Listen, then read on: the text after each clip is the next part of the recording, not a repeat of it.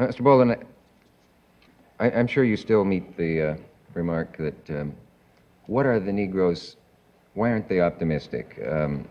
They say, but it's getting so much better. There are Negro mayors. There's Negroes in all of sports. There are Negroes in politics. They're even accorded the ultimate accolade of being in television commercials now. And, I'm glad you're smiling. Is it at once getting much better and still hopeless? Well, I don't think there's much hope for it, to tell you the truth. As long as people are using this peculiar language. It's not a question of what happens to the Negro here, or to the black man here. That's a very vivid question for me, But the real question is what's going to happen to this country. I have to repeat that. You damn right I got the blues, from my head down to my shoes. You damn right I got the blues, from my head down to my shoes.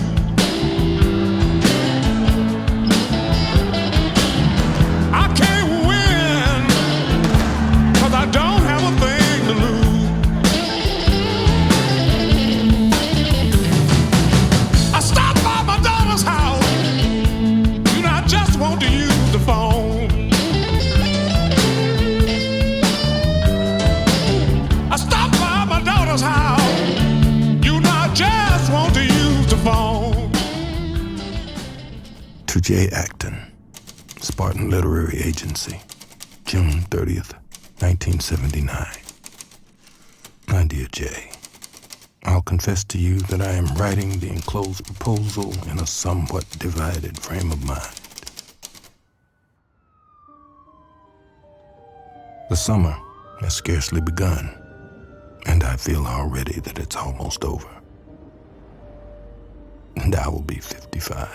Yes, 55 in a month. I am about to undertake the journey.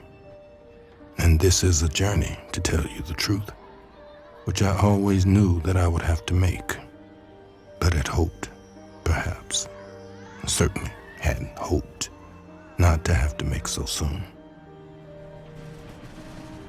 I am saying that a journey is called that because you cannot know what you will discover on the journey, what you will do with what you find, or what you find will do to you.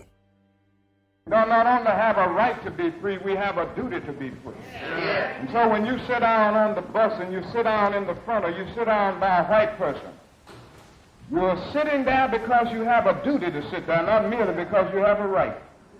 The time of these lives and deaths from a public point of view is 1955, when we first heard of Martin, to 1968, when he was murdered.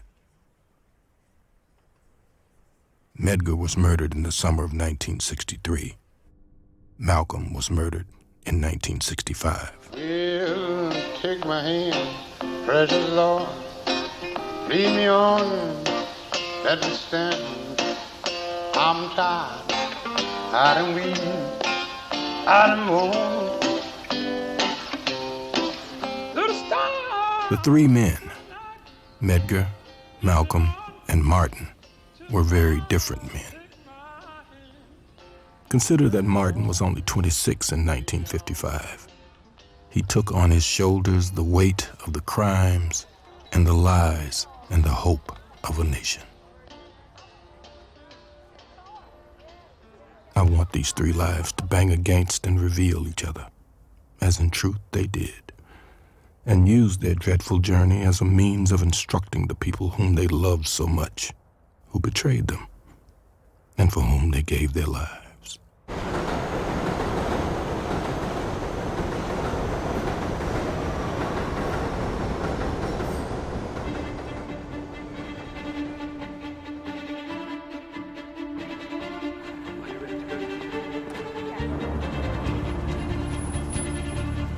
The moment a Negro child walks into the school, every decent, self-respecting, loving parent should take his white child out of that parochial school.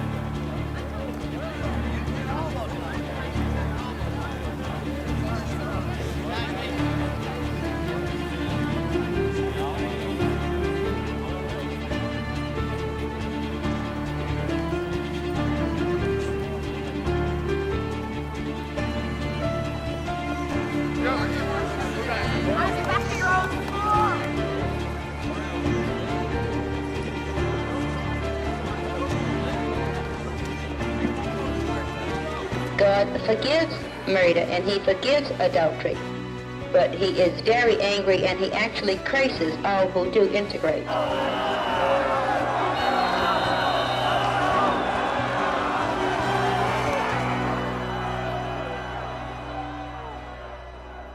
That's when I saw the photograph.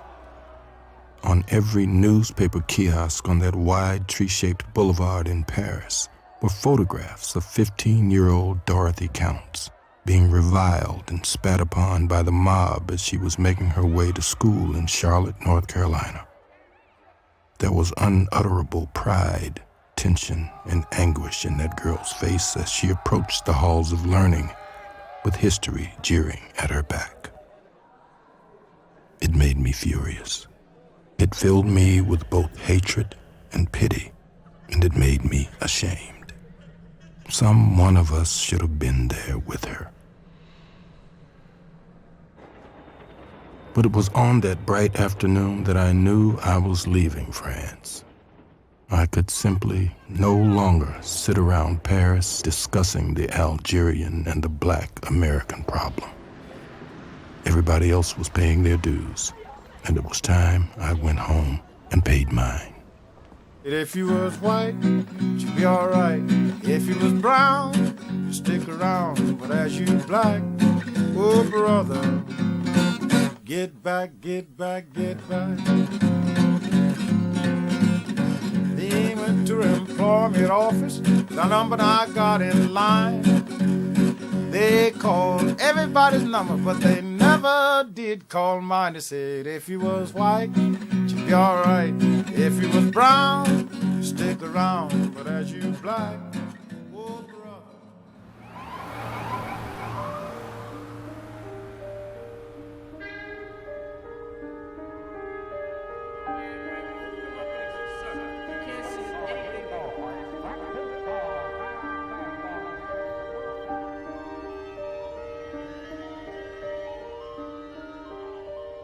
I had at last come home. If there was in this some illusion, there was also much truth. In the years in Paris, I had never been homesick for anything American. Neither waffles, ice cream, hot dogs, baseball, majorettes, movies, nor the Empire State Building, nor Coney Island, nor the Statue of Liberty, nor the Daily News, nor Times Square. All of these things had passed out of me. They might never have existed. And it made absolutely no difference to me if I never saw them again.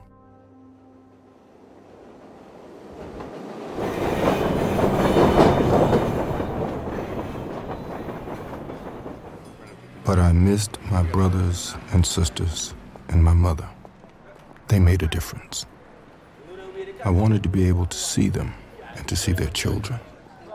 I hoped that they wouldn't forget me.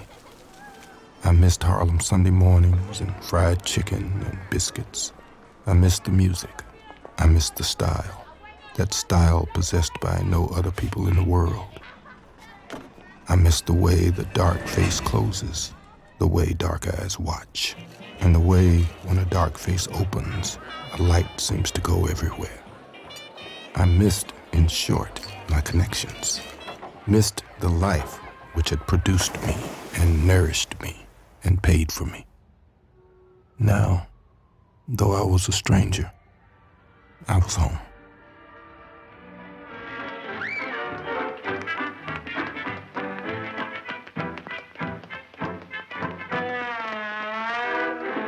I am fascinated by the movement on and off the screen. I'm about 7. I'm with my mother or my aunt. The movie is Dance, Fools, Dance.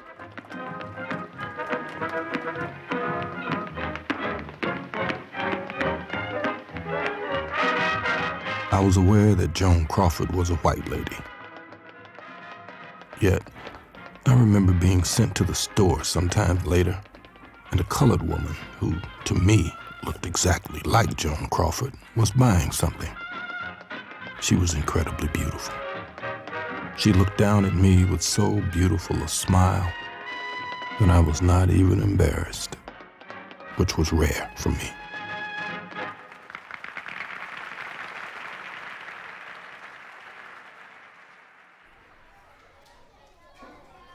By this time, I had been taken in hand by a young white school teacher named Bill Miller, a beautiful woman, very important to me. She gave me books to read and talked to me about the books and about the world, about Ethiopia and Italy and the German Third Reich, and took me to see plays and films to which no one else would have dreamed of taking a 10-year-old boy.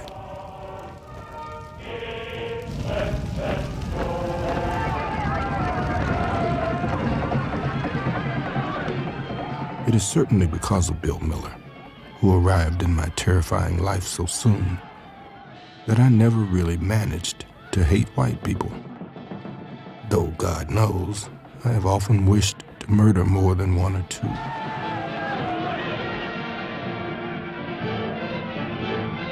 Therefore, I began to suspect that white people did not act as they did because they were white, but for some other reason. I was a child, of course, and therefore unsophisticated. I took Bill Miller as she was, or as she appeared to be to me.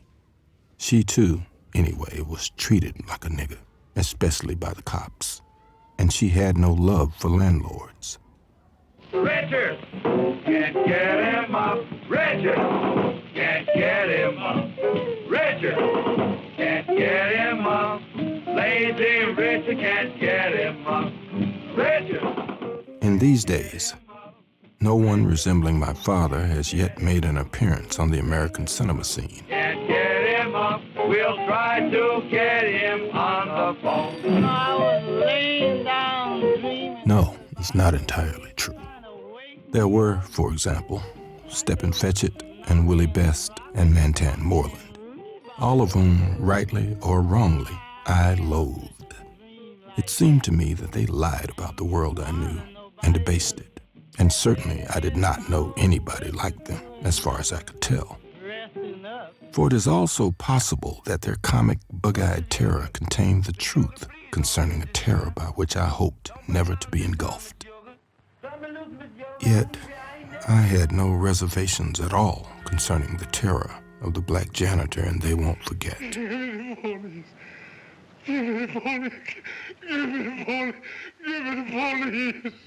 I think that it was a black actor named Clinton Rosemond who played this part. And he looked a little like my father. I didn't do it.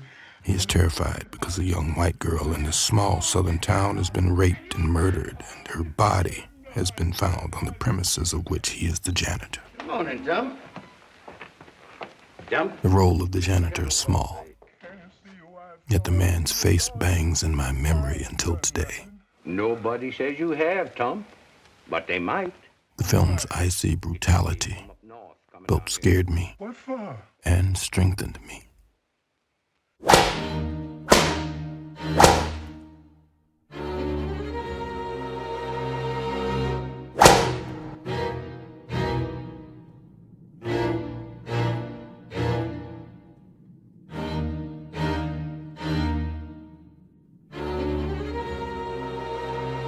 Because Uncle Tom refuses to take vengeance in his own hands, he was not a hero for me. Heroes, as far as I could see, were white, and not merely because of the movies, but because of the land in which I lived, of which movies were simply a reflection. I despised and feared those heroes because they did take vengeance into their own hands. They thought vengeance was theirs to take. And yes, I understood that. My countrymen were my enemy.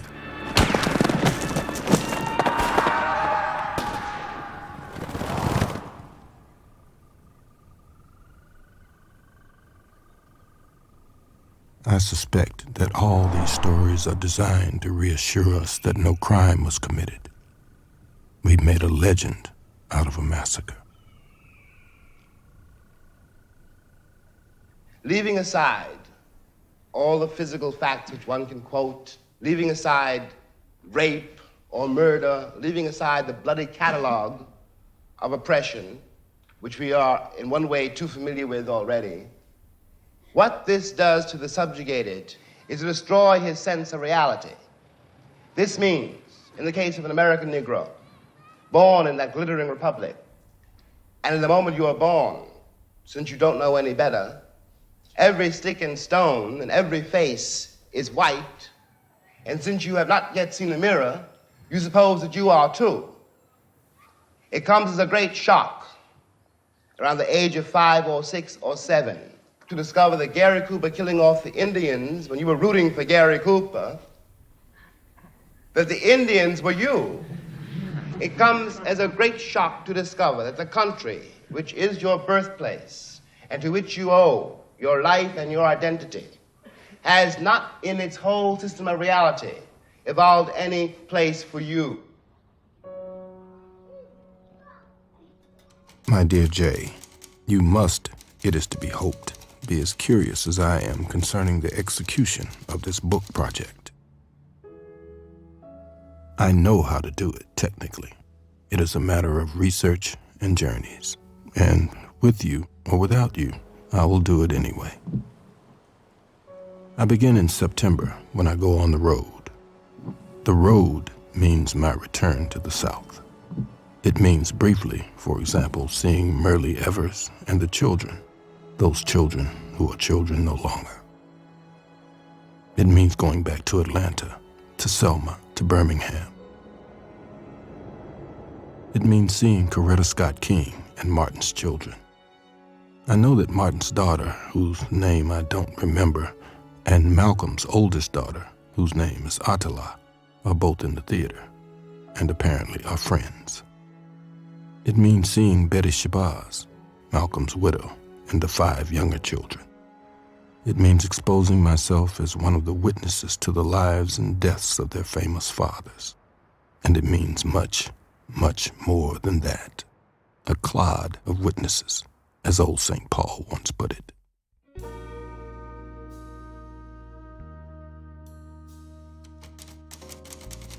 I first met Malcolm X. I saw Malcolm before I met him.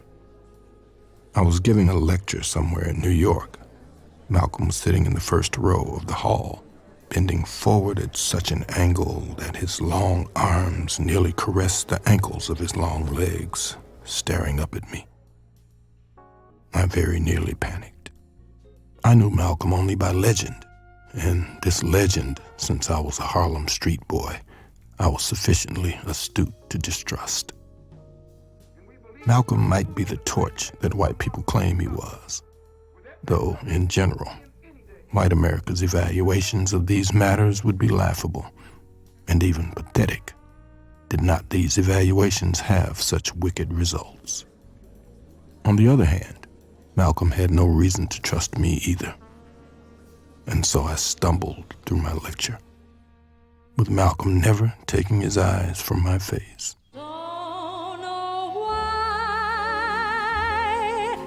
There's no sun up in the sky, stormy weather, since my man and I ain't together.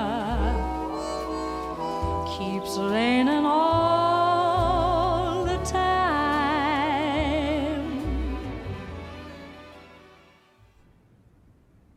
As a member of the NAACP, Medgar was investigating the murder of a black man, which had occurred months before.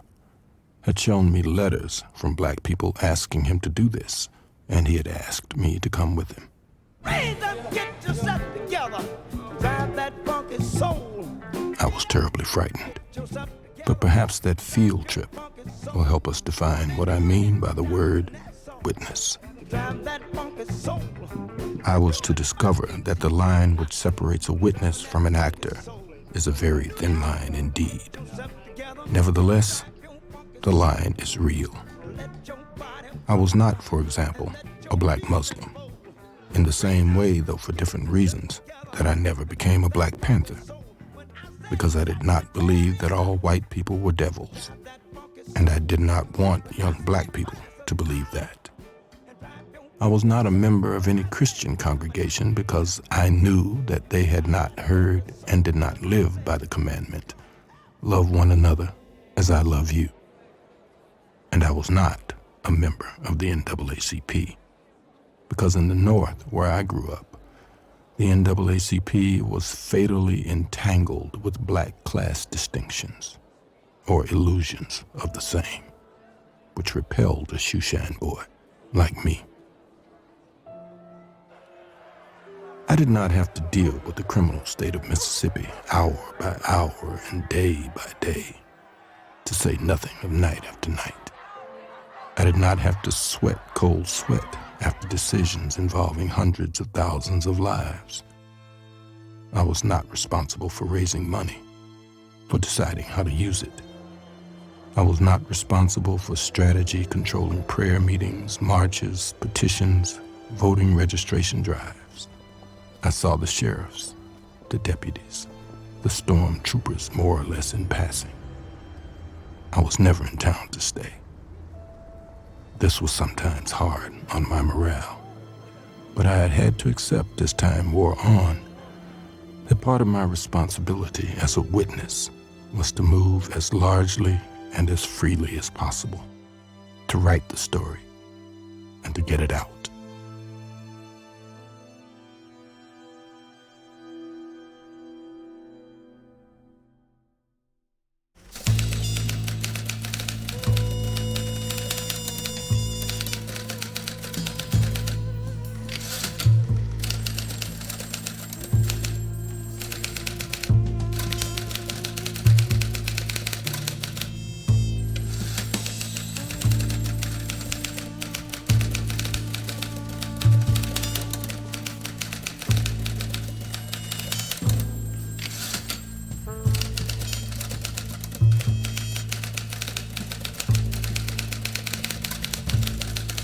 We should all be concerned with but one goal, the eradication of crime.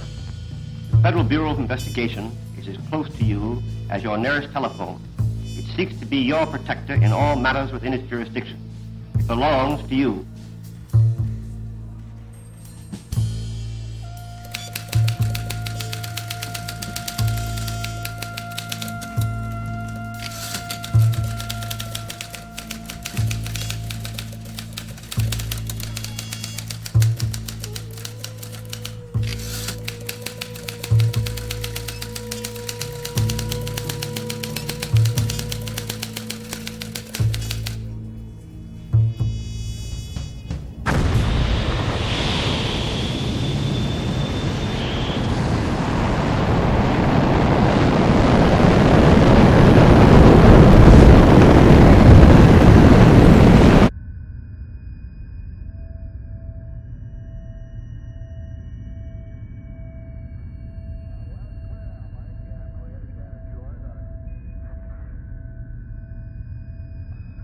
White people are astounded by Birmingham.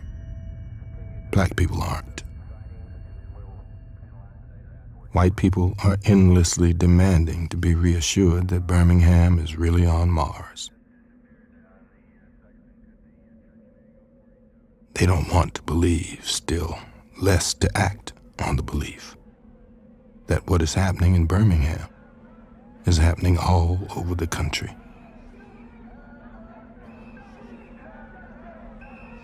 They don't want to realize that there is not one step morally or actually between Birmingham and Los Angeles.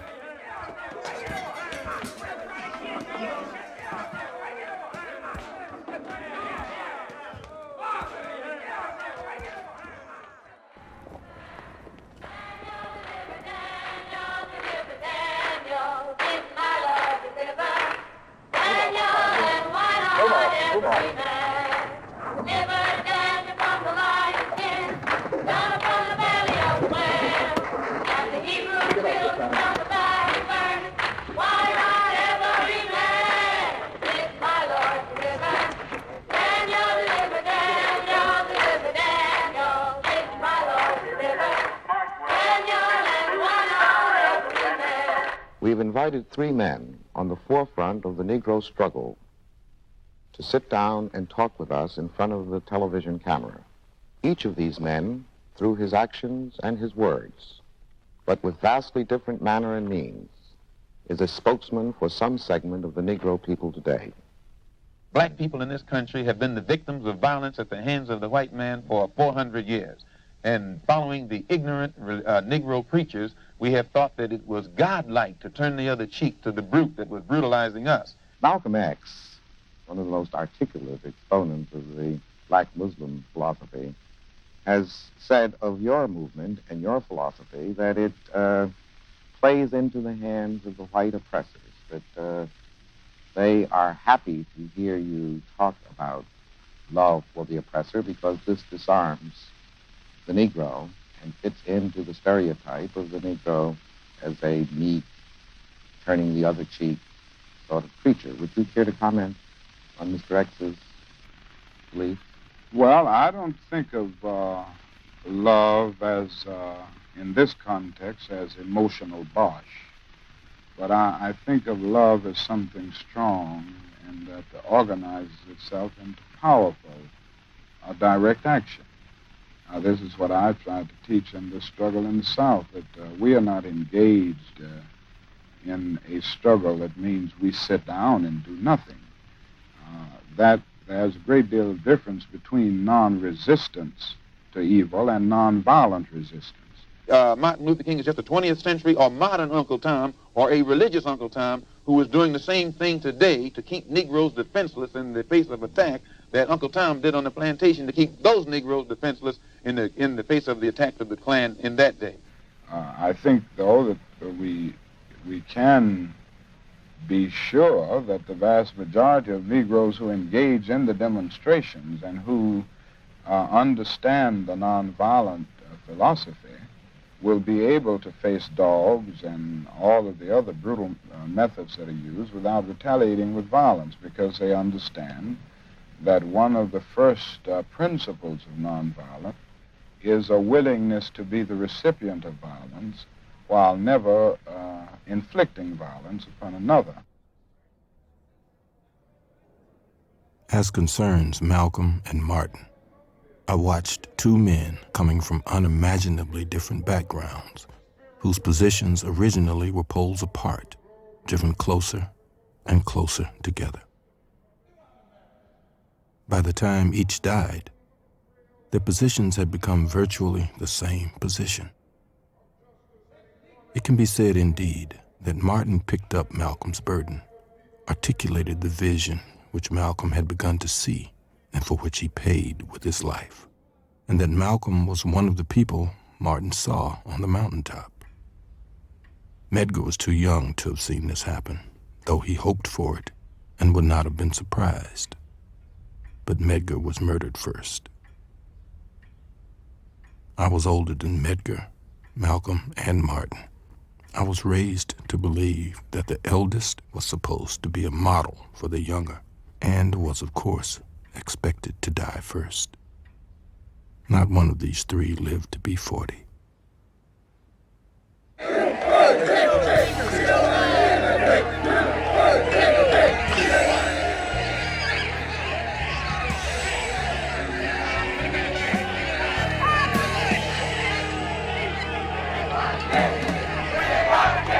We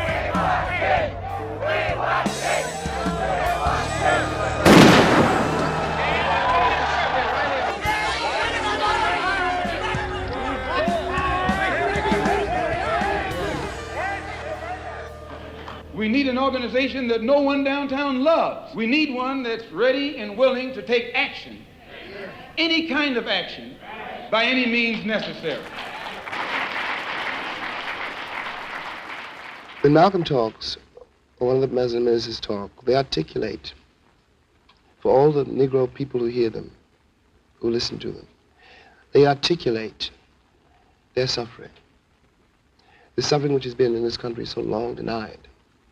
That's Malcolm's great authority over any of his audiences. He corroborates their reality. He tells them that they really exist, you know?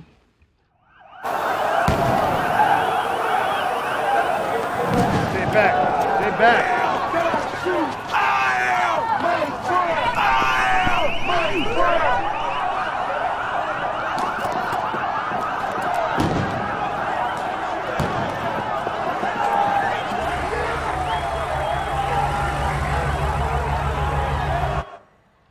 And there are days, this is one of them,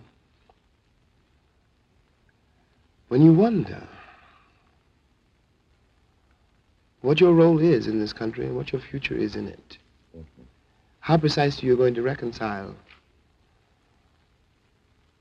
yourself to your situation here, and how you're going to communicate to the vast, heedless, unthinking, cruel white majority that you are here. I'm terrified at the moral apathy, the death of the heart, which is happening in my country. These people have deluded themselves for so long that they really don't think I'm human. I base this on their conduct, not on what they say.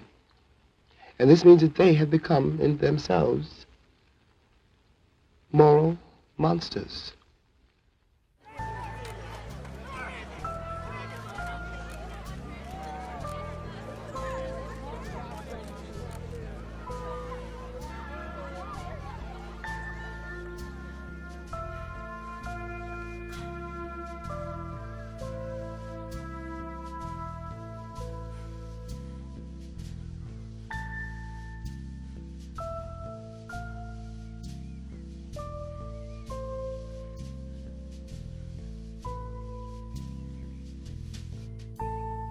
Most of the white Americans I've ever encountered, really, you know, had a Negro friend or a Negro maid or somebody in high school, but they never, you know, or rarely, after school was over or whatever, you know, came to my kitchen. You know, we were segregated from the schoolhouse door. Therefore, he doesn't know. He really does not know what it was like for me to leave my house, you know, leave the school and go back to Harlem. He doesn't know how Negroes live. And it comes as a great surprise to the Kennedy brothers and to everybody else in the country. I'm certain, again, you know, that like most white Americans I have, you know, encountered, they have I'm sure they have nothing whatever against Negroes. That's really not the question. You know, the question is really a kind of apathy and ignorance, which is a price to be paid for segregation. That's what segregation means. That you don't know what's happening on the other side of the wall because you don't want to know. I was, in some way, in those years, without entirely realizing it, the great black hope of the great white father. I was not a racist, or so I thought. Malcolm was a racist, or so they thought. In fact, we were simply trapped in the same situation. Well, you tell that to my boy tonight when you put him to sleep on the living room couch. And you tell it to him in the morning when his mother goes out of here to take care of somebody else's kids, and tell it to me when we want some curtains or some drapes and you sneak out of here and go work in somebody's kitchen. All I want is to make a future for this family. All I want is to be able to stand in front of my boy like my father never was able to do to me. I must sketch now the famous Bobby Kennedy meeting. Lorraine Hansberry would not be very much younger than I am now if she were alive. At the time of the Bobby Kennedy meeting, she was 33. That was one of the very last times I saw her on her feet, and she died at the age of 34. I miss her so much. People forget how young everybody was.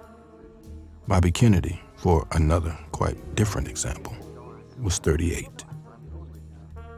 We wanted him to tell his brother, the president, to personally escort to school on that day or the day after a small black girl already scheduled to enter Deep South school.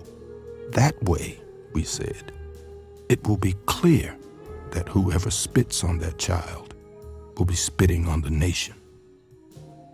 He didn't understand this either. It would be, he said, a meaningless moral gesture.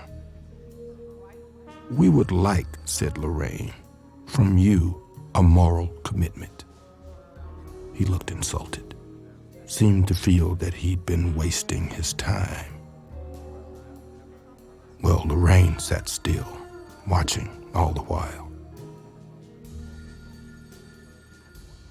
She looked at Bobby Kennedy, who perhaps for the first time looked at her. But I'm very worried, she said, about the state of the civilization which produced that photograph of the white cop standing on that Negro woman's neck in Birmingham. Then she smiled, and I am glad that she was not smiling at me. "Goodbye, Mr. Attorney General," she said, and turned and walked out of the room. And then we heard the thunder.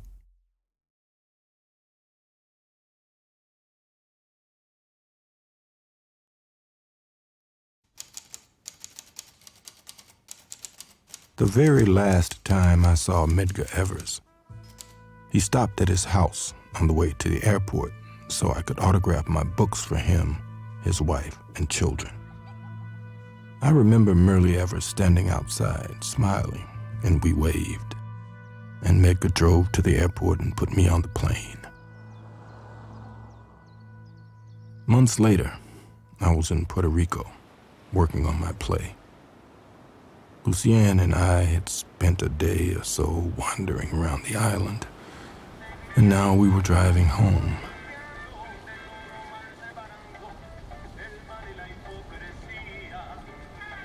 It was a wonderful, bright, sunny day. Top of the car was down.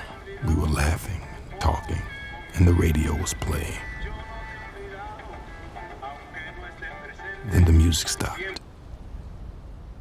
and a voice announced that Medgar Evers had been shot to death in the carport of his home, and his wife and children had seen the big man fall. Evers was buried from the bullet he caught. They're lowering him down as a king. But when the shadowy sun sits on the one that fired the gun, you'll see by his grave, on the stone that remains, carved next to his name, is epitaph plain. Only a pawn in their game. The blue sky seemed to descend like a blanket, and I couldn't say anything. I couldn't cry. I just remembered his face, a bright, blunt, handsome face, and his weariness, which he wore like his skin, and the way he said "road" for road. And his telling me how the tatters of clothes from a lynched body hung, flapping in the tree for days, and how he had to pass that tree every day. Medgar, gone.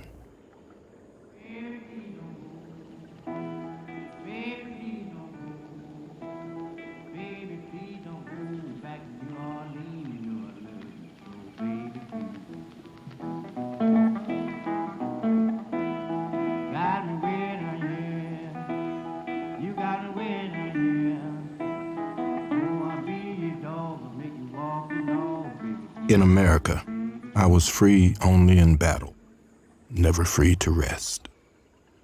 And he who finds no way to rest cannot long survive the battle.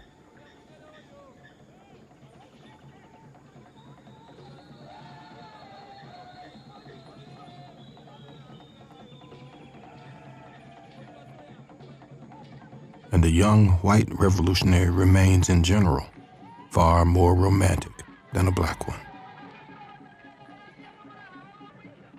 White people have managed to get through entire lifetimes in this euphoric state. But black people have not been so lucky. A black man who sees the world the way John Wayne, for example, sees it, would not be an eccentric patriot, but a raving maniac. The truth is that this country does not know what to do with its black population, dreaming of anything like the final solution.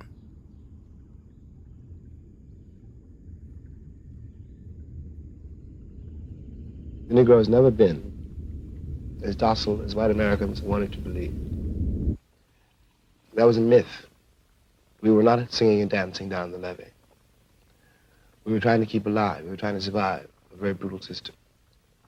The Negro has never been happy in his place.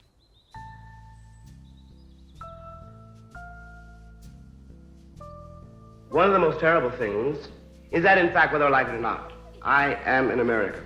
My school really was the streets of New York City. My frame of reference was George Washington and John Wayne. But I was a child, when a child opens his eyes in the world, he has to use what he sees. There's nothing else to use. And you are formed by what you see, the choices you have to make, and the way you discover what it means to be black in New York, and then throughout the entire country. I know how you watch as you grow older, and this is not a figure of speech. The corpses of your brothers and your sisters pile up around you, and not for anything they have done. They were too young to have done anything. But what one does realize is that when you try to stand up and look the world in the face like you had a right to be here, you have attacked the entire power structure of the Western world.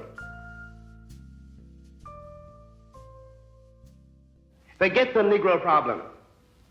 Don't write any voting acts. We had that, it's called the 15th Amendment. During the Civil Rights Bill in 1964, what you have to look at is what is happening in this country. And what is really happening is that brother has murdered brother knowing it was his brother. White men have lynched Negroes knowing them to be their sons. White women have had Negroes burned knowing them to be their lovers. It is not a racial problem. It's a problem whether or not you're willing to look at your life and be responsible for it and then begin to change it. That great Western house I come from is one house, and I am one of the children of that house. Simply, I'm the most despised child of that house. And it is because the American people are unable to face the fact that, in fact, I am flesh of their flesh, bone of their bone, created by them. My blood, my father's blood is in that soil.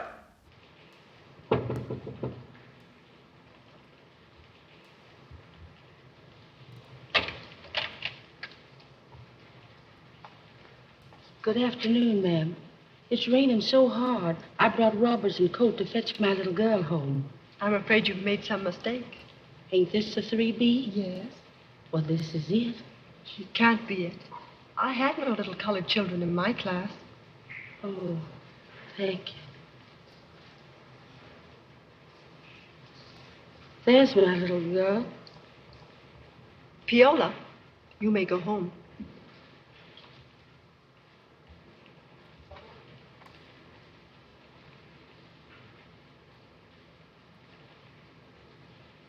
I didn't know she was colored. Either did I.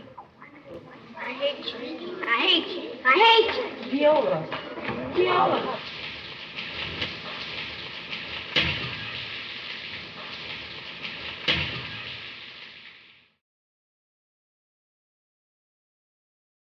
I know very well that my ancestors had no desire to come to this place.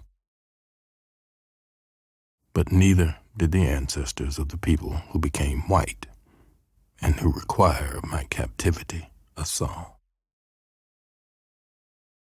They require a song of me, less to celebrate my captivity than to justify their own.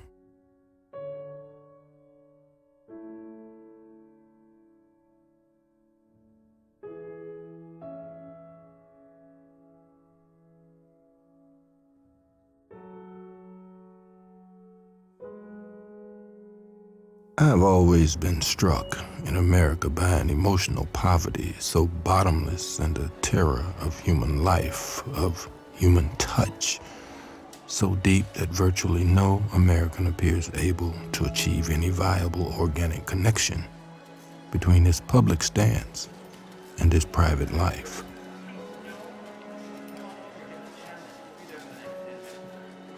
This failure of the private life has always had the most devastating effect on American public conduct and on black-white relations.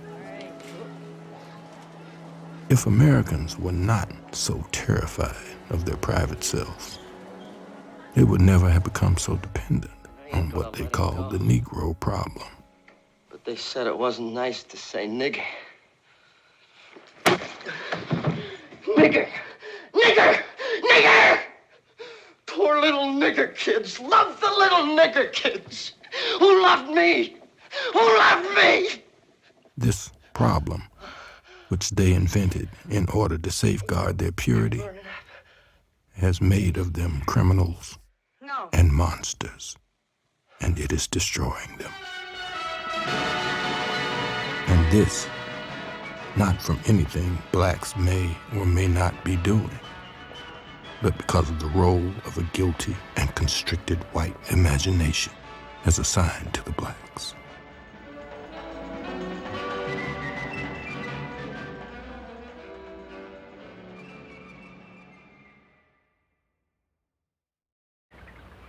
Look, man, don't give me that look. You should have got what was coming to you after spitting in that guy's face. Why, you...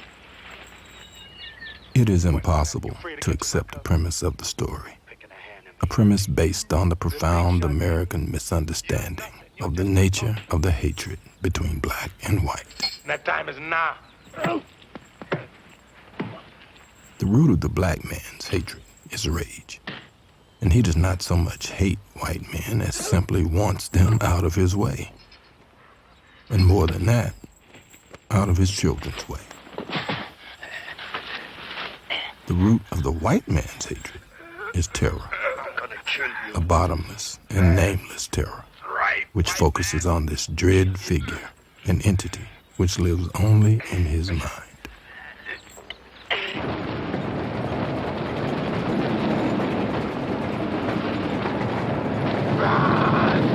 Come on! I can't make it. I can't make it.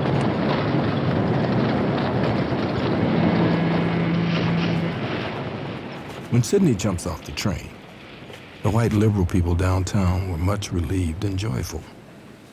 But when black people saw him jump off the train, they yelled, "Get back on the train, you fool!"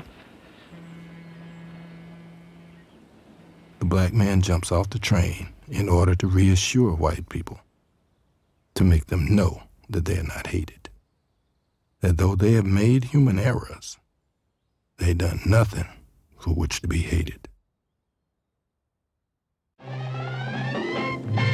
I'm Chiquita Banana, and I'm here to say I am the top banana. In spite of the fabulous myths proliferating in this country concerning the sexuality of black people, black men are still used in the popular culture as though they had no sexual equipment at all. Sidney Poitier, as a black artist and a man, is also up against the infantile, furtive sexuality of this country. Both he and Harry Belafonte, for example, are sex symbols, though no one dares admit that, still less to use them as any of the Hollywood he-men are used. Black people have been robbed of everything in this country, and they don't want to be robbed of their artists. Black people particularly disliked Guess Who's Coming to Dinner because they felt that Sidney was, in effect, being used against them. Guess Who's Coming to Dinner may prove in some bizarre way to be a milestone, because it is really quite impossible to go any further in that particular direction. If you ever plan to motor west, The next time, the kissing will have to start.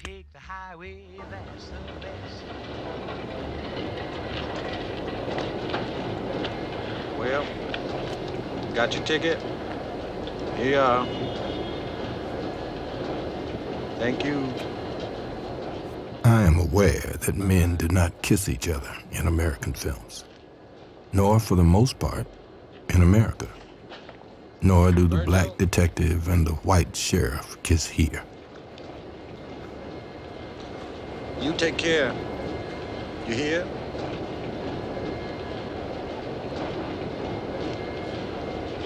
Yeah. But the obligatory fade-out kiss in the classic American film did not speak of love, and still less of sex. It spoke of reconciliation, of all things now becoming possible.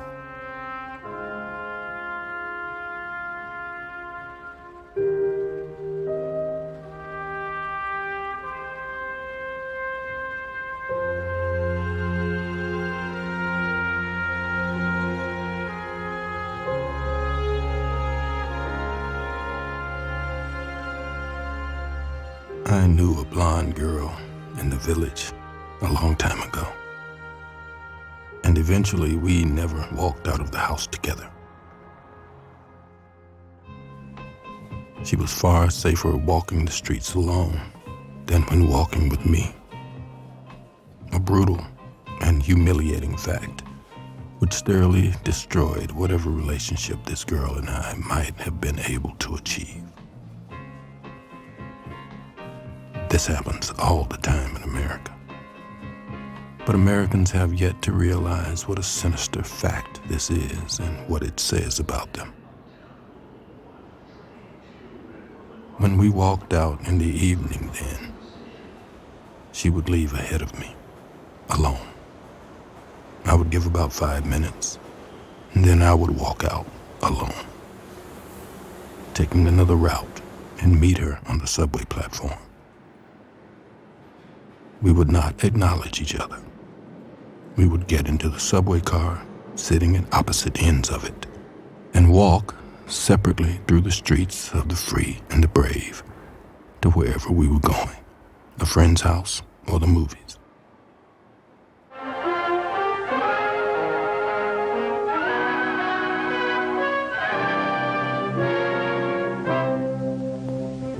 All over the country, families such as this are enjoying new prosperity. They have new interests, new standards of living, a buying power they've never enjoyed before. There are good prospects for practically all types of goods and services. All too often, though, they are overlooked prospects. Since 1940, in San Francisco alone, the Negro market has increased by 89%. Here are millions of customers for what you have to sell. Customers with $15 billion to spend. Someone once said to me that the people in general cannot bear very much reality. He meant by this that they prefer fantasy to a truthful recreation of their experience. The people have quite enough reality to bear by simply getting through their lives, raising their children, dealing with the eternal conundrums of birth, taxes, and death. Negroes are continuously making progress here in this country. The progress in many areas is not as fast as it should be, but they are making progress, and we will continue to make progress. There's no reason that in the near or in the foreseeable future that a Negro could also be president of the United States.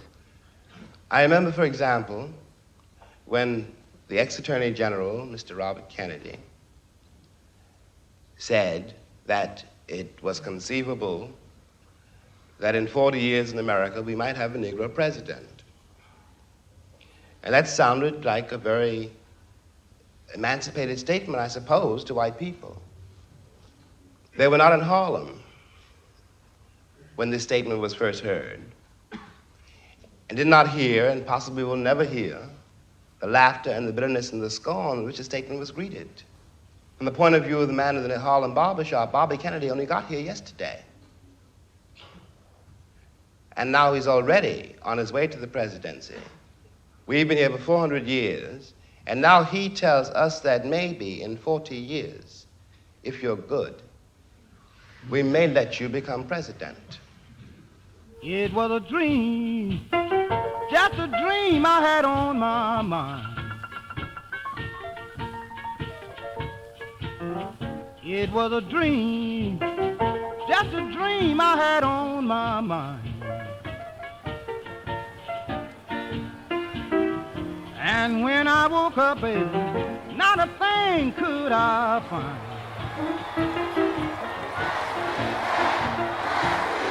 I dreamed I went out with an angel and had a good time. I dreamed I was satisfied and nothing to worry my mind, but it was a dream, just a dream I had on my mind.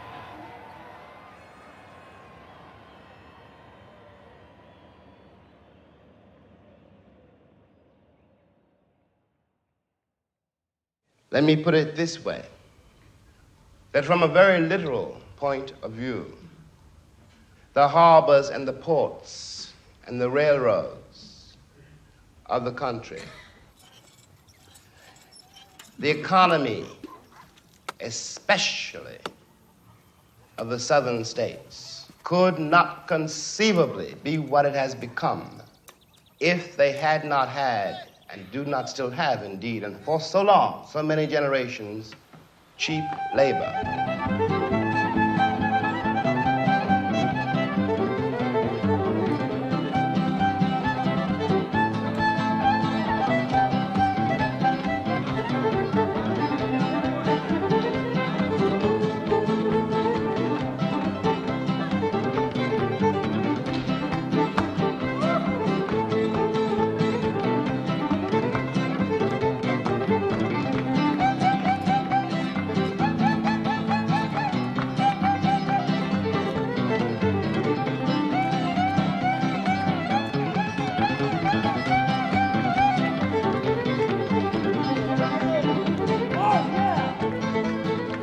It is a terrible thing for an entire people to surrender to the notion that 1/9 of its population is beneath them. And until that moment, until the moment comes when we, the Americans, we, the American people, are able to accept the fact that I have to accept, for example, that my ancestors are both white and black, that on that continent we are trying to forge a new identity for which we need each other, and that I am not a ward of America. I am not an object of missionary charity. I am one of the people who built the country. Until this moment, there is scarcely any hope for the American dream, because the people who are denied participation in it, by their very presence, will wreck it. And if that happens, it's a very grave moment for the West. Thank you.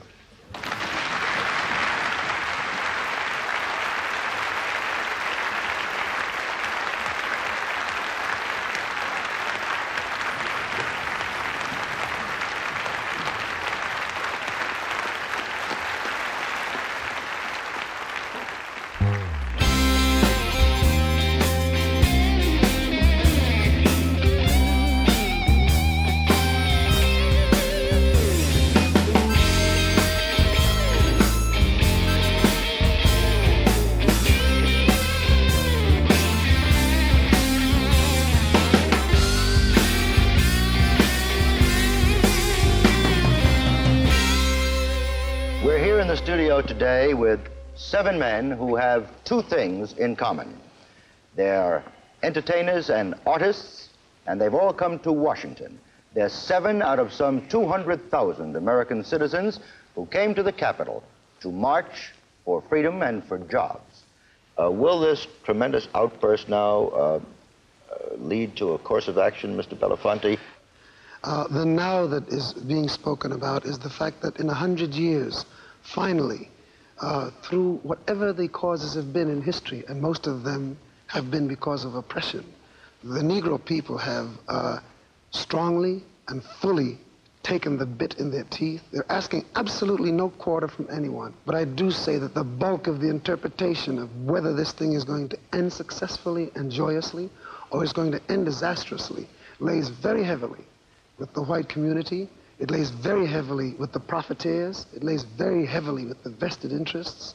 It lays very heavily with a great middle stream in this country of people who have refused to commit themselves or even have the slightest knowledge that these things have been going on.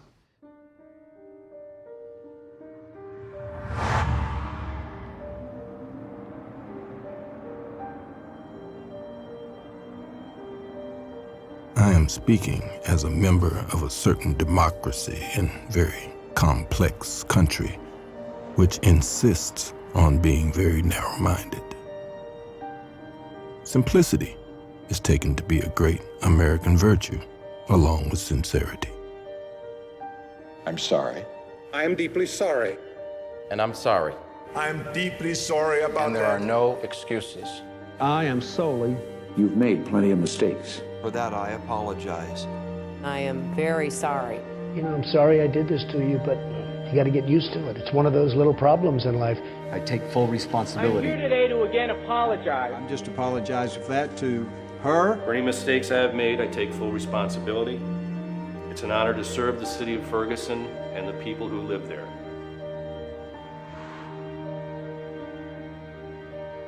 One of the results of this is that immaturity is taken to be a virtue too. So that someone like that, let's say John Wayne, who spent most of his time on screen admonishing Indians, was in no necessity to grow up.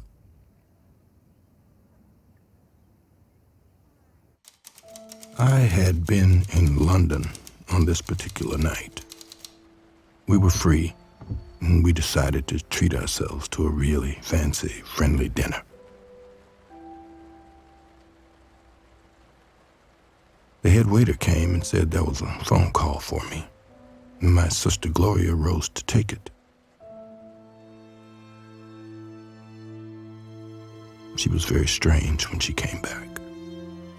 She didn't say anything, and I began to be afraid to ask her anything. Then, nibbling at something she obviously wasn't tasting, she said, "Well, I've got to tell you because the press is on its way over here. They have just killed Malcolm."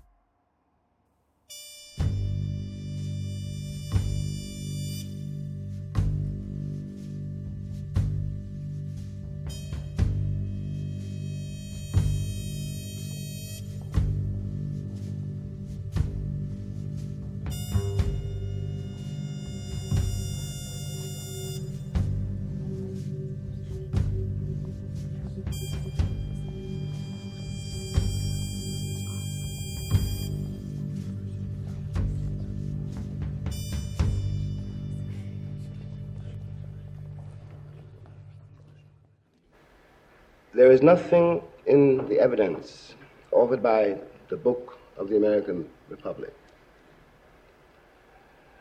which allows me really to argue with the cat who says to me, they needed us to pick the cotton, and now they don't need us anymore. And now they don't need us, they're going to kill us all off, just like they did the Indians. And I can't say it's a Christian nation. Your brothers will never do that to you because the record is too long and too bloody. That's all we have done. All your buried corpses now begin to speak. I say violence is necessary. Violence is a part of America's culture. It is as American as cherry pie. Black power, brothers.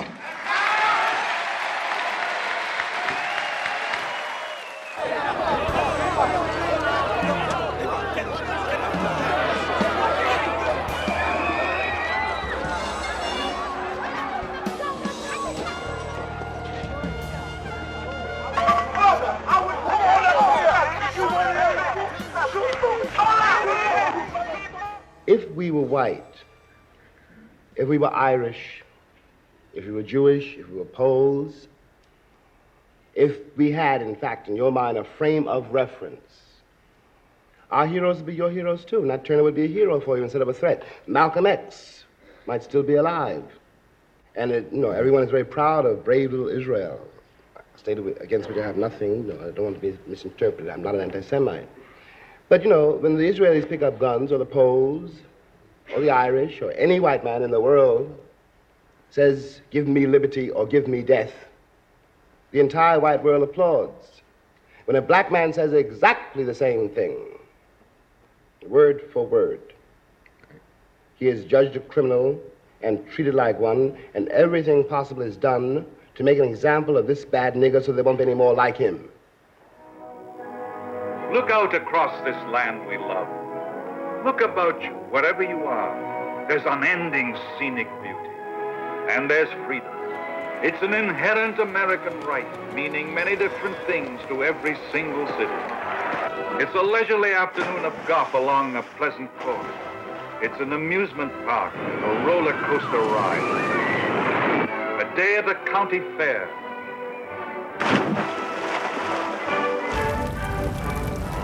A day of excitement, with unrestricted travel across all our 50 states. Unlimited enjoyment of all these jewels in the continent's crown.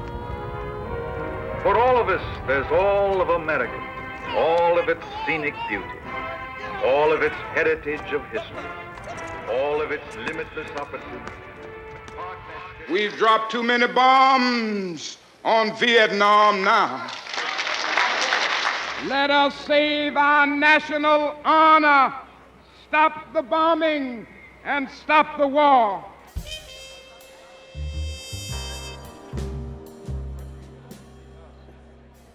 What I'm trying to say to this country, to us, is that we must know this. We must realize this. That no other country in the world have been so fat and so sleek and so safe and so happy and so irresponsible and so dead.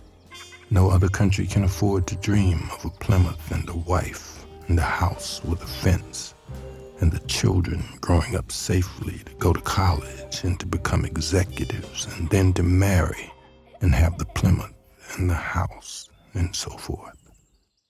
A great many people do not live this way and cannot imagine it and do not know that when we talk about democracy, this is what we mean.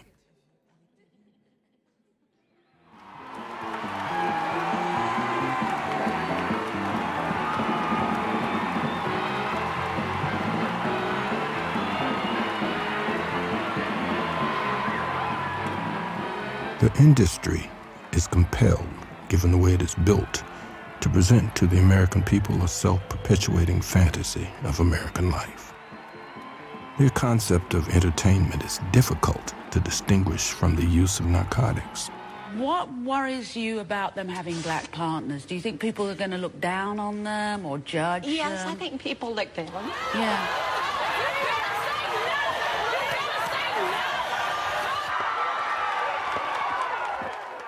To watch the TV screen for any length of time is to learn some really frightening things about the American sense of reality. We are cruelly trapped between what we would like to be and what we actually are.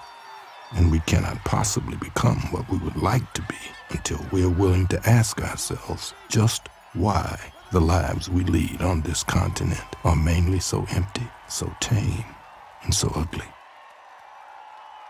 These images are designed not to trouble, but to reassure.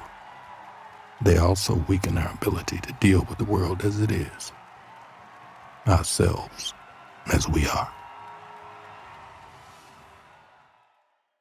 I would like to add someone to our group here. Professor Paul Weiss, a Sterling Professor of Philosophy at Yale.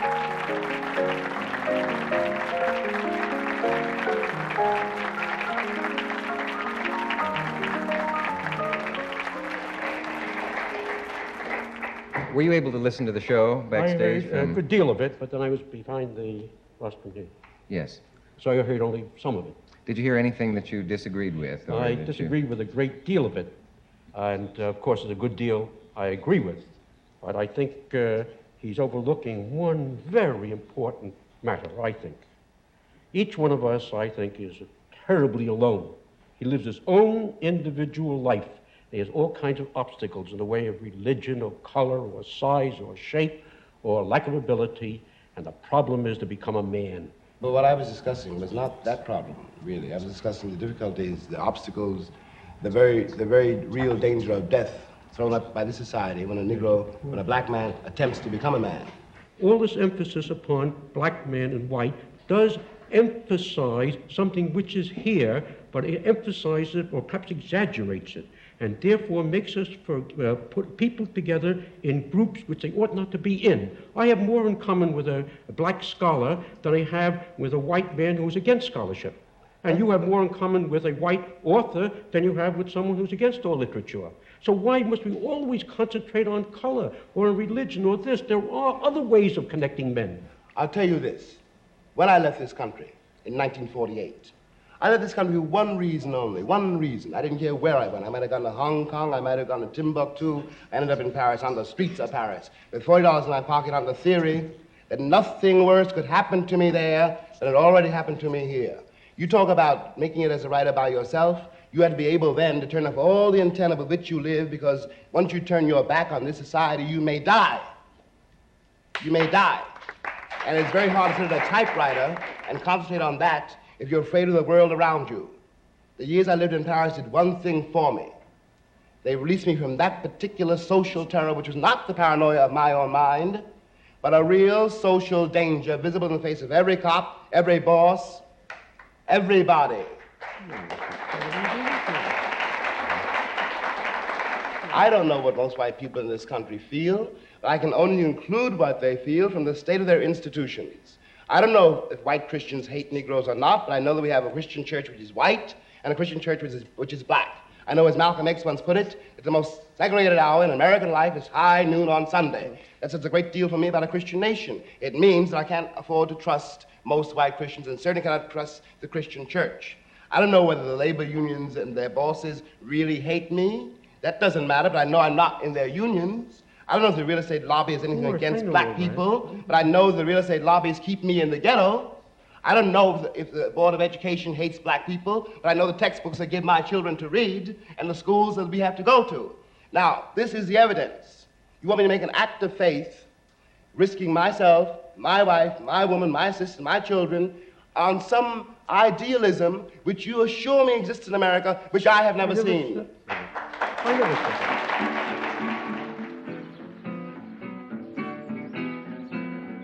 All of the Western nations have been caught in a lie, the lie of their pretended humanism.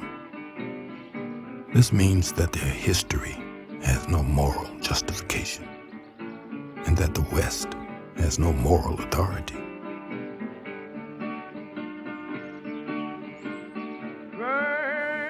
Vile as I am, states one of the characters in Dostoevsky's The Idiot, I don't believe in the wagons that bring bread to humanity.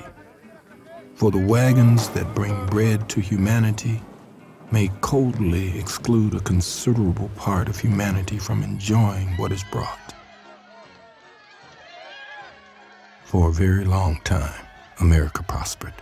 This prosperity cost millions of people their lives.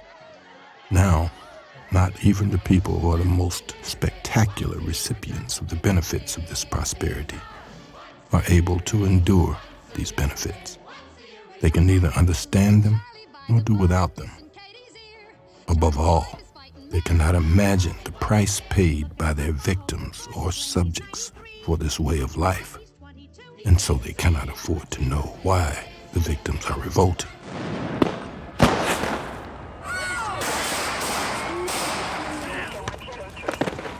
Kill the girl!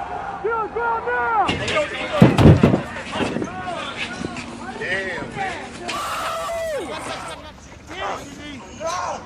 This is the formula for a nation or kingdom decline. For no kingdom can maintain itself by force alone.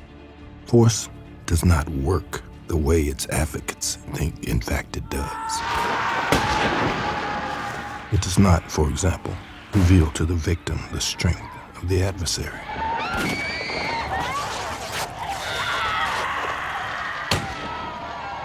On the contrary, it reveals the weakness, even the panic of the adversary. And this revelation invests the victim with passion.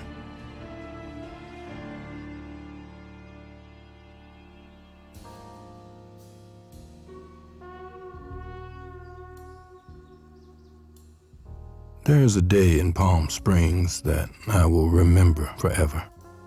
A bright day. I was based in Hollywood working on the screen version of the autobiography of Malcolm X. This was a difficult assignment, since I had known Malcolm after all, crossed swords with him, worked with him, and held him in that great esteem which is not easily distinguishable, if it is distinguishable, from love. Billy D. Williams had come to town and he was staying at the house. I very much wanted Billy D. for the role of Malcolm. Phone had been brought out to the pool and now it rang. And I picked it up. The record player was still playing. He's not dead yet, but it's a head wound. I have some very sad news for all of you, and I think sad news for all of our fellow citizens and people who love peace all over the world. And that is that Martin Luther King was shot and was killed tonight in Memphis.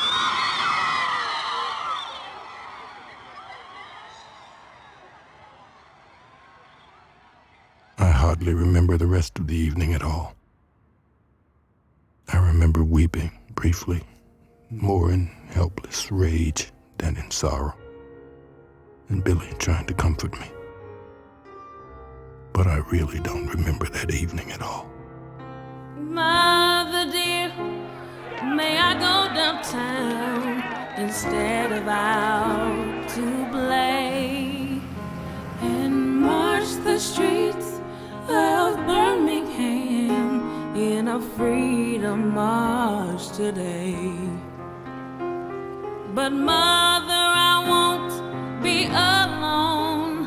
Other children will go with me and march the streets of Birmingham to make my country free. The church was packed. In the pew before me sat Marlon Brando, Sammy Davis, Eartha Kitt, Sidney Poitier nearby. I saw Harry Belafonte sitting next to Coretta King. I have a childhood handover thing about not weeping in public, and I was concentrating on holding myself together. I did not want to weep for Martin. Tears seemed futile. But I may also have been afraid, and I could not have been the only one, that if I began to weep, I would not be able to stop. I started to cry, and I stumbled. Sammy grabbed my arm. The story of the Negro in America is the story of America. It is not a pretty story. What can we do? Well, I am tired. I don't know how it will come about. I know that no matter how it comes about, it will be bloody. It will be hard. I still believe that we can do with this country something that has not been done before. We are misled here because we think of numbers. You don't need numbers. You need passion. And this is proven by the history of the world. The tragedy is that most of the people who say they care about it do not care. What they care about is their safety and their profits. When I was laying in jail with my back turned to the wall,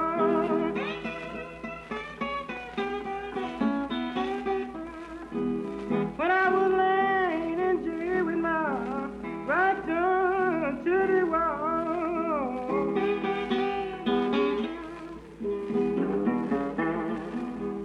I could lay down and dream. I could. The American way of life has failed to make people happier or make them better. We do not want to admit this, and we do not admit it. We persist in believing that the empty and criminal among our children are the result of some miscalculation in the formula that can be corrected. That the bottomless and aimless hostility which makes our cities among the most dangerous in the world is created and felt by a handful of aberrants.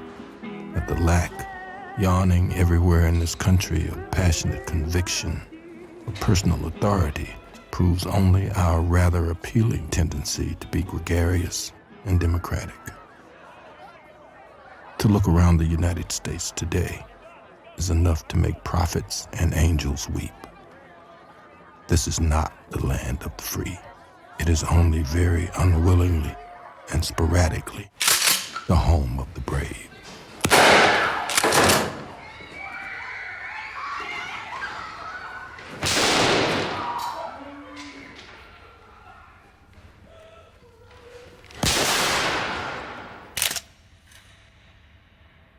I sometimes feel it to be an absolute miracle that the entire black population of the United States of America has not long ago succumbed to raging paranoia. People finally say to you, in an attempt to dismiss the social reality, "But you're so bitter."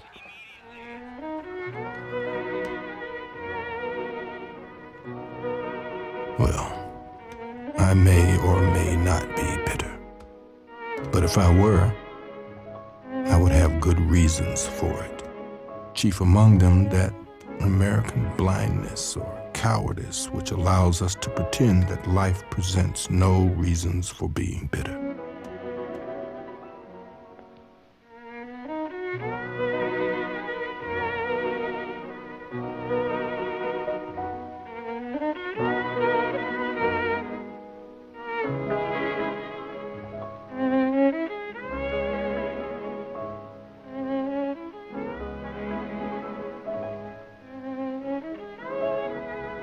In this country, for a dangerously long time, there have been two levels of experience. One, to put it cruelly, can be summed up in the images of Gary Cooper and Doris Day, two of the most grotesque appeals to innocence the world has ever seen. And the other, subterranean, indispensable, and denied, can be summed up, let us say, in the tone and in the face of Ray Charles. Ooh, mama, don't you treat me wrong. Come and love me, daddy, all night long. Oh, I know it's all right now. Hey, hey, hey. When you see me in misery, come on, baby, see what me. And there has never been any genuine confrontation between these two levels of experience. Should I be bad or nice? Should I surrender? His pleading words so tenderly entreat me. Is this the night that love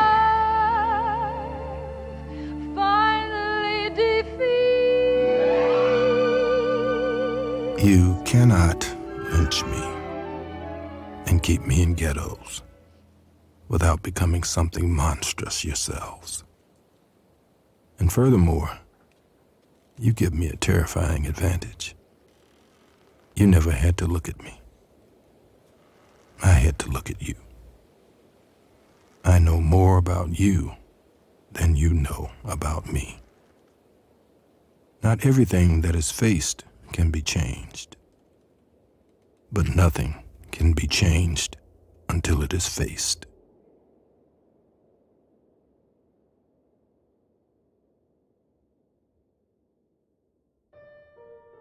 History is not the past. It is the present. We carry our history with us. We are our history.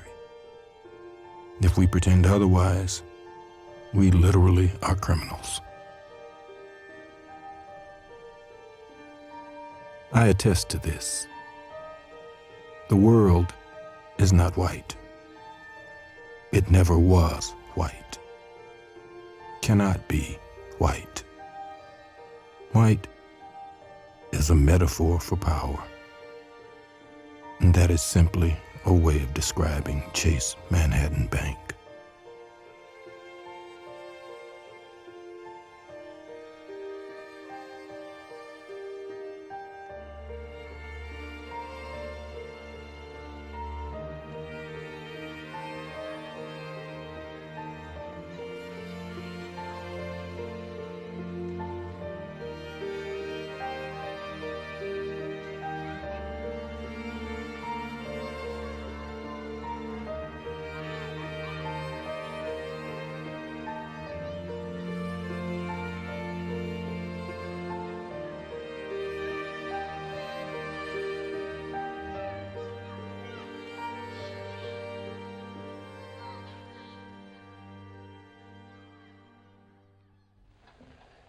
I can't be a pessimist because I'm alive.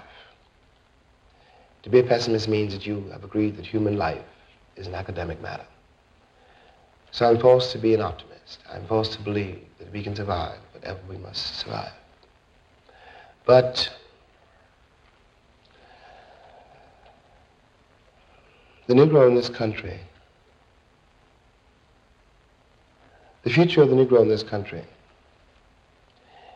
is precisely as bright or as dark as the future of the country.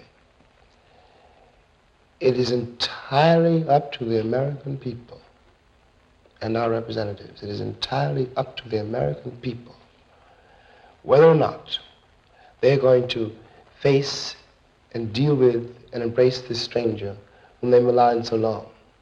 What white people have to do is try to find out in their own hearts why it was necessary to have a nigger in the first place. Because I'm not a nigger. I'm a man. But if you think I'm a nigger, it means you need him. The question you've got to ask yourself, the white population of this country has got to ask itself, north and south, because it's one country, and for a Negro, there is no difference in the north and the south. There's just a difference in the way they castrate you. But the fact of the castration is the American fact. If I'm not the nigger here, and you invented him, you, the white people, invented him, then you got to find out why. And the future of the country depends on that, whether or not it's able to ask that question. I said them treat me like a slave, can be black. Boy, if you feel one heap of pain, can be black. I man, I said them put me in a chain, can be black. I'm at you now, me go chain full of rocks. And you know see the whip, left scar for me back.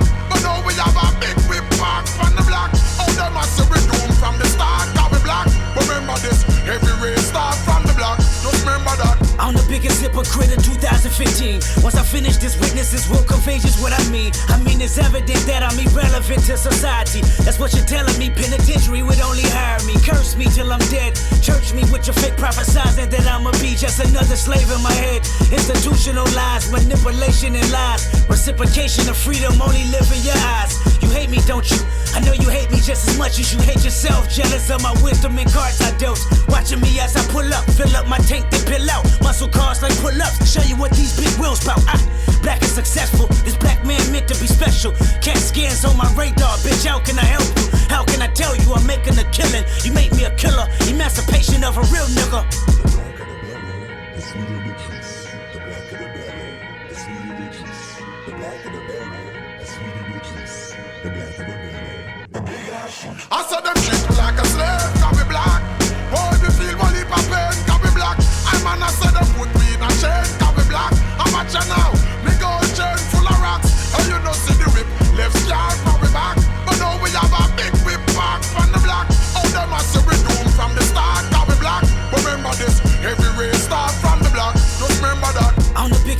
hypocrite in 2015. When I finish this, if you listen, then sure you will agree. This plot is bigger than me. It's generational hatred. It's cynicism. It's grimy little justification. I'm African American. I'm African. I'm black as the heart of a fucking Aryan. I'm black as the name of Tyrone and Darius. Excuse my French, but fuck you, no fuck y'all. That's as blunt as it gets. I know you hate me, don't you?